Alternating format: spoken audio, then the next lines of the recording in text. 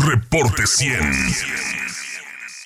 Es jueves, espacio del Colegio de Sonora, y justamente el Colegio de Sonora está llevando a cabo desde ayer, 16, 17, hoy y mañana 18 de noviembre, el seminario Tradición y Constitución en el Espacio Atlántico, la transición como problema, siglos XVIII, XIX.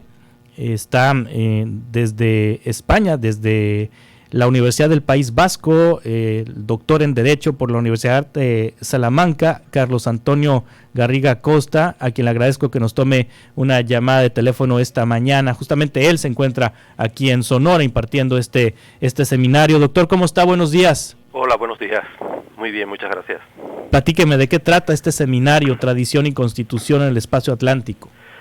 Bueno, pues como su propio nombre indica, a poco que uno, claro, tendría que ver el despliegue, digamos, de apartados en que consiste el seminario, pero bueno, de lo que se trata es de pensar, de problematizar el paso, el tránsito del viejo orden, el orden del antiguo régimen, que es el orden colonial, que es un orden pues basado en la creencia en la existencia de un orden natural, inmutable, derivado de una voluntad divina que asigna las posiciones sociales en términos jurídicos y muy discriminatorios, con diferencias, jerarquías muy marcadas desde la base, desde la familia, a un orden como ese, a un orden constitucional que está basado en principio en la existencia de unos derechos, la creencia en la existencia de unos derechos naturalmente derivados de la propia naturaleza de los individuos, lo he dicho un poco complicado, unos derechos naturales de los individuos y que organiza unos poderes justamente para que sirvan de garantía a estos derechos. Esto es lo que llamamos una cultura de carácter constitucional. Claro, formulado en estos términos, pues queda muy abstracto y muy, sí. y muy difícil. Estamos hablando del siglo XVIII al siglo... Estamos hablando de un orden que alcanza de formación medieval, pero que se extiende hasta el siglo XVIII con muchos cambios, pero cuyas bases últimas, esa idea de un orden natural, inmutable, que abarca todo lo que existe y que determina cómo debe organizarse la convivencia social, etcétera. La creencia en ese orden se mantiene largamente en los siglos de la Edad Media y de la llamada moderna hasta el XVIII, el paso de eso a una cultura de carácter constitucional basada en los derechos individuales. Sí, póngame un ejemplo de cómo era ese orden tradicional, ese orden natural en la relación entre las personas, en la relación entre las personas y las autoridades. Pues mire, imagínese cuando llegan aquí los castellanos colonizadores y se encuentran con un territorio que no imaginaban y con una humanidad insospechada y que no entienden. Sí. Para integrarlos, ahí digamos que las opciones son o excluirlos o integrarlos, ¿no? La política de la monarquía católica fue integrarlos. Integrarlos, eso no significa que no hubiera políticas colonizadoras de exclusión, de exterminio, violencia. Por supuesto que hubo de todo eso, pero la política así globalmente es integrarlos, y para integrarlos hay que asignarles un lugar en este orden que viene, por decirlo así, ya diseñado, ¿no?, por una larguísima tradición de siglos basada en textos de autoridad, textos sagrados, la Biblia y otra serie de textos de saber, de santos y de juristas desde la Edad Media, integrarlos en ese orden. Y para eso lo que hacen es, paulatinamente, no es una decisión que se tome de un día para otro, sino que paulatinamente van quedando configurados dentro de ese orden a partir de tres categorías que ya existían en la Europa medieval. Miserables, y miserables en la Europa medieval son básicamente las personas, en la Europa medieval y moderna, las personas que no se pueden valer enteramente por sí mismos. Los típicos son los huérfanos y las viudas. Miserables, rústicos. Los rústicos son en general los campesinos, los labradores, la gente que no entiende las sutilezas del derecho y tienen un estatus, bueno, que les permite, digamos, aligerar, saltarse y tener un tratamiento más ligero en materias procesales, las más sofisticadas jurídicamente, ¿no? Y por último y sobre todo menores. Menores son los que están sujetos a la tutela de alguien porque se entiende alguien mayor, porque se entiende que no pueden gobernarse a sí mismos. No tiene que ver necesariamente con la edad, sino con el hecho de que uno no sea la cabeza de la familia. Aquí el sujeto por excelencia es el padre de familia, los demás están sujetos de una manera u otra, sea por género, sea por descendencia, sea por servidumbre, etcétera. Entonces, claro, esa confluencia de tres estatus es lo que da lugar al indio en términos coloniales. Los indios son eso, miserables, digo indios remarcando eso porque, claro, los propios pueblos indígenas no se autoidentifican como indios, sino que tienen sus diferentes, ¿no? Sus diferentes pueblos, culturas, lenguas, etcétera. El indio en términos coloniales es el resultado de la confluencia de esos tres estatus que determina su posición dentro de ese orden, ¿no? Es decir, tiene que estar sujetos a la tutela de una autoridad no indígena, porque se entienden que los indígenas, así en conjunto, los indios, son menores. Sí. Ese es un ejemplo. Sí, pero con la llegada del orden constitucional, de pasar de este orden tradicional, natural, al orden constitucional, no necesariamente mejoran las condiciones de vida de las personas. En absoluto mejoran, y concretamente si estamos hablando de los indios, usamos esa terminología colonial, sí, los pueblos indígenas, lo que ocurre con el constitucionalismo, en general, en la América Latina, desde luego en el caso mexicano, etcétera, se les reconocen derechos como ciudadanos, en igualdad teórica de condiciones. Lo que ocurre es que eso significa dos cosas. Primero, que son constitucionalismos de cultura única, por decirlo así, monoculturales, no reconocen a efectos jurídicamente relevantes otras culturas.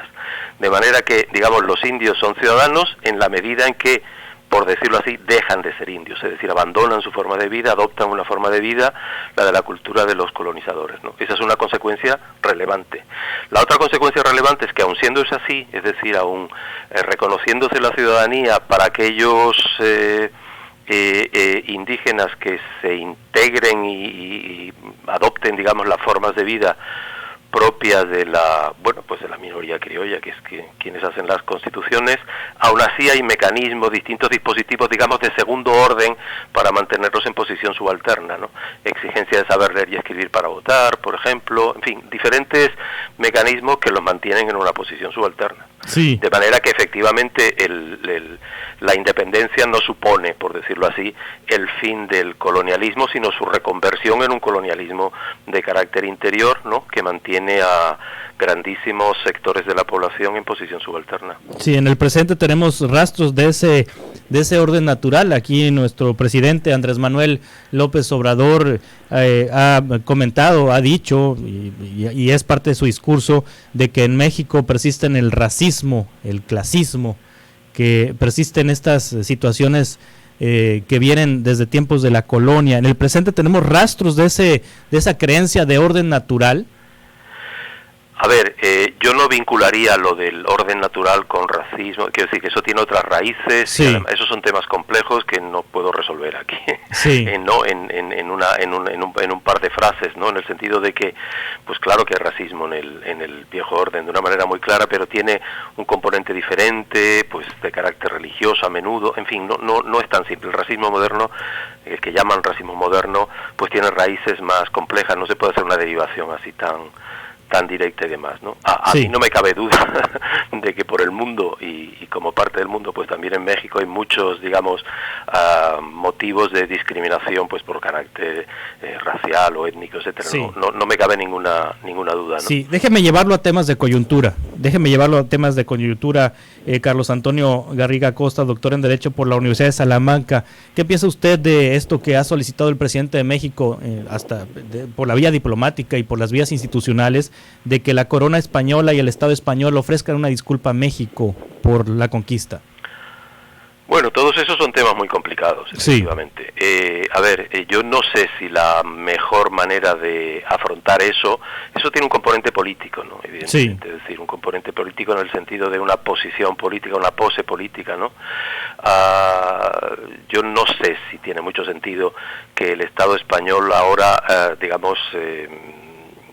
formalmente pida disculpas por lo que se hizo, lo que se dejó de hacer y demás, ¿no? Lo que sí tiene sentido, me parece, es el reconocimiento, no sé por qué vías, porque yo no me dedico a asuntos políticos y comprenderá que son asuntos comprometidos y demás. Lo que sí tiene sentido es reconocer desde luego las situaciones coloniales de discriminación, de explotación y en ocasiones de genocidio que aquí se resultaron del proceso de colonización, ¿no? Sí. La vía como se haga, pues mire, ¿qué quiere que le diga? Yo no sé si lo de pedir formalmente disculpas es una buena vía, no lo sé, pero bueno, quizá aspectos, qué sé yo, de sensibilidad elemental que sí se podrían hacer fácilmente, ¿no? En las celebraciones, por ejemplo, del llamado descubrimiento, pues hombre, tener sensibilidad hacia lo que eso significó para pueblos que fueron a partir de ese momento colonizados y explotados y demás, ¿no? Es decir, no es exactamente una celebración.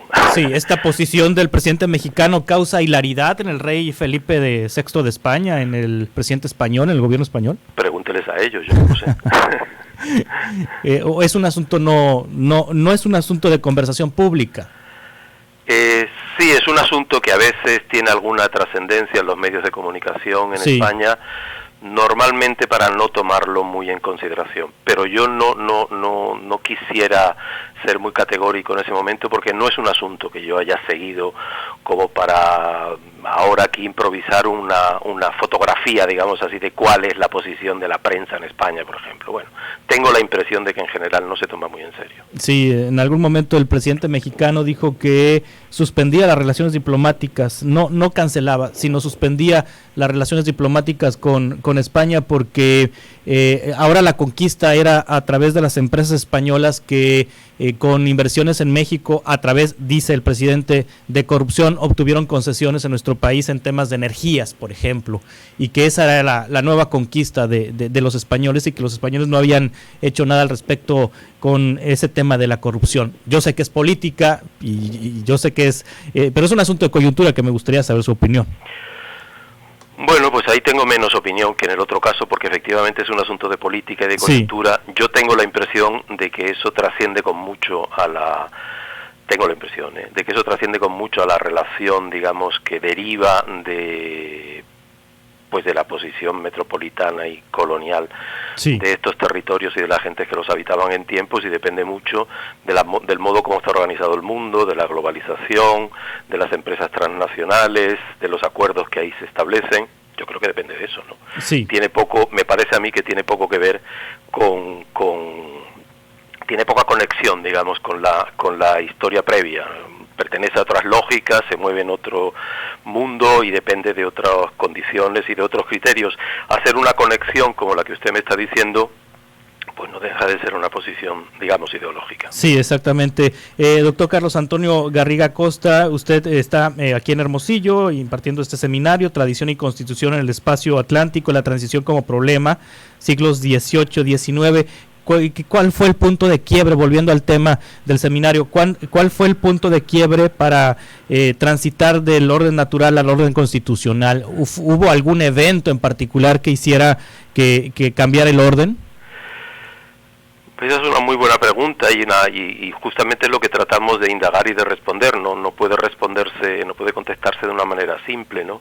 Pues está claro que a menudo está claro cómo suceden las cosas y no tan claro por qué suceden las cosas. No sé si me explico. Es decir, nosotros sabemos cómo se configuraba el viejo orden, sabemos cómo se postula la configuración del nuevo orden, el por qué las gentes cambian de criterio, de opinión, de posición para pasar del uno al otro, eso es complejo. Lo que sí tengo clarísimo, y ese es el objeto principal del curso, es que eso ni es un acontecimiento, digamos, instantáneo, es decir, no es resultado de ningún movimiento, ningún proceso de corta duración que podamos llamar revolucionario. Lo más parecido a eso es la Revolución Francesa, y no cambia todo, desde luego, ni mucho menos de un mes para otro, de un año para otro. Son procesos largos en el mundo hispano en general, y ahí incluyo desde luego el caso mexicano, pues es un proceso de larga duración. Yo hablo de siglo XVIII-XIX, ¿no?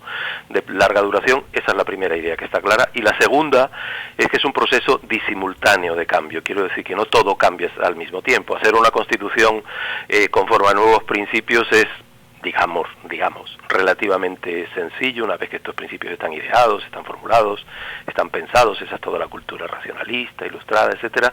Pero eso es una cosa, hacer una constitución, y otra cosa es, digamos, cambiar las formas de vida tradicionales en el ámbito de la familia, por ejemplo, de la discriminación por razón de género, de la discriminación por razón de etnia o del racismo, vamos, directamente. Esas son cuestiones de larguísima duración, en las que, bueno, yo no sé si hemos salido sí. de la transición todavía. Doctor Carlos Antonio Garriga Costa, muchas gracias por tomar esta entrevista. Estamos en contacto, si le parece, para futuras conversaciones. Muy bien, muchísimas gracias. Feliz estancia en Hermosillo.